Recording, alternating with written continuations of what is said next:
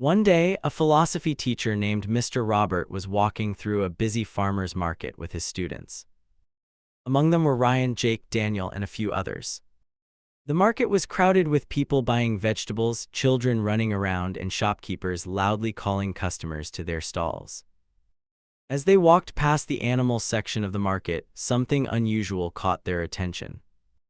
A man was trying to pull a cow using a thick rope tied around its neck. The man looked tired and frustrated. He pulled harder and harder, but the cow refused to move even a single step. It stood there stubbornly, planting its feet firmly on the ground. People nearby had started laughing at the strange scene. Some shook their heads while others simply watched for entertainment. The man wiped the sweat from his forehead and tried again. "Come on, move," he shouted angrily, but the cow didn't care at all. Mr. Robert stopped walking and quietly observed the situation for a few moments. Then he smiled slightly and turned toward his students. "Everyone, come here for a moment," he said calmly. "I want to show you something important." The students gathered around him curiously. Mr. Robert pointed toward the man and the cow and asked, "Tell me honestly, who is really tied to whom? Is the cow tied to the man, or is the man tied to the cow?" The students looked at each other in confusion. Jake quickly answered, "Sir, that's obvious. The cow is tied to the man because the man is holding the rope. Wherever he goes, the cow must follow. So clearly, the man is the master and the cow is the servant." A few students nodded in agreement.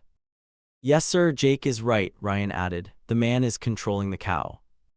Mr. Robert smiled softly. "Interesting answer," he said, "but let's look a little deeper." The students became even more curious. Without saying another word, Mr. Robert slowly reached into his backpack and took out a small pair of scissors.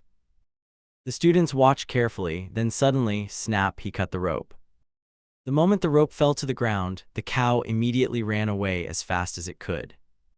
And something surprising happened. The man instantly began chasing after the cow. "Hey, stop, come back," the man shouted while running desperately through the market. The students stared in shock. Mr. Robert folded his arms and asked quietly, "Now tell me, who was truly tied?" Nobody answered immediately. A few seconds later, Daniel spoke softly, "Sir, maybe the man was tied to the cow." Mr. Robert nodded. "Exactly." He looked at all his students and said, "The cow had no attachment to the man. In fact, it wanted freedom the entire time. But the man could not let go of the cow because his mind was attached to it. Even after the rope was cut, he continued chasing it." The students became silent. The noise of the market faded into the background as they listened carefully. Mr. Robert continued, "This is exactly how human life works." He slowly walked forward while speaking. "We think we control many things in life. We think our anger belongs to us, our jealousy belongs to us, our fear, pride, stress, and negative thoughts belong to us." He paused for a moment, "But the truth is, we are the ones tied to them." The students listened deeply. Mr. Robert picked up the cut rope from the ground and held it in his hand. "Negative thoughts are just like this rope," he explained. "At first we believe we are holding them, but slowly they begin holding us." Ryan asked, "Sir, if these thoughts hurt us, then why do people keep carrying them?" Mr. Robert smiled sadly, "Because people become comfortable with their pain." The students looked at him carefully. He continued, "Some people hold on to anger for years because it makes them feel powerful. Some hold on to jealousy because they constantly compare themselves to others. Some stay trapped in fear because they are afraid of change." He looked toward the road where the cow had disappeared.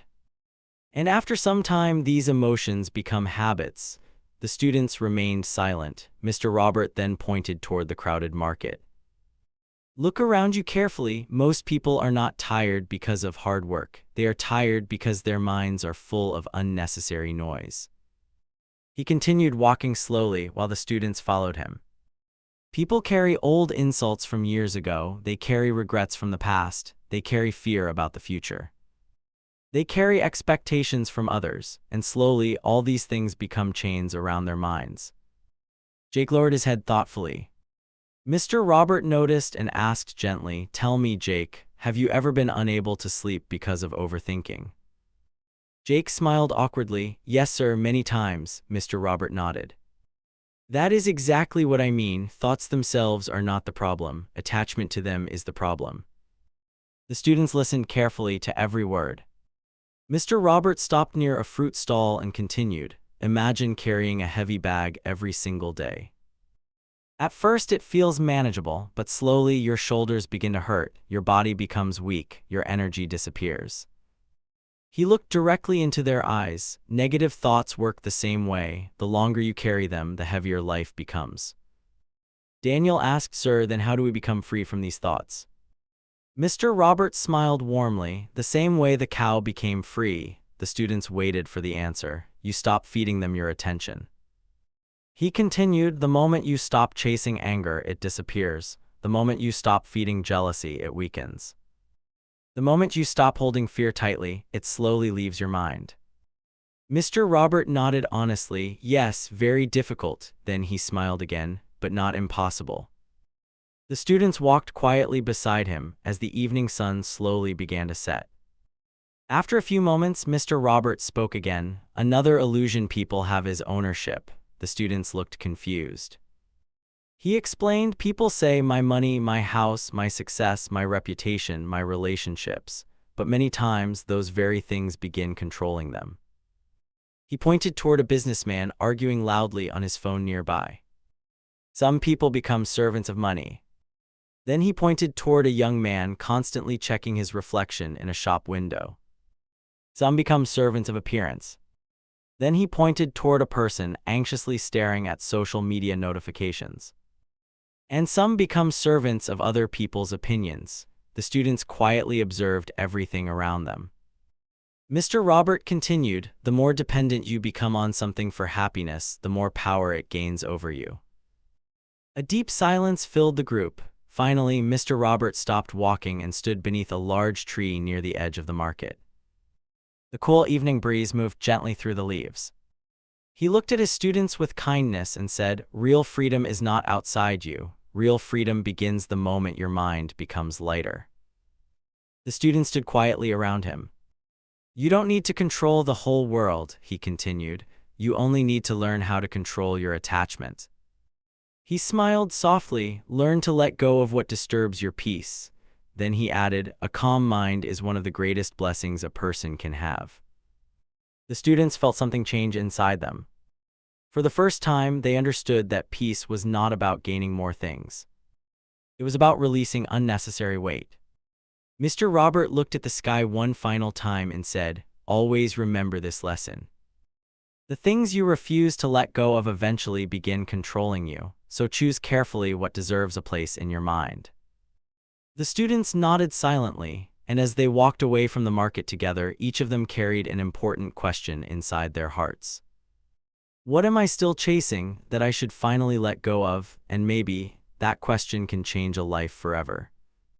If this story touched your heart, share it with someone who needs peace in their life. And remember, be patient, be thankful, and keep moving forward.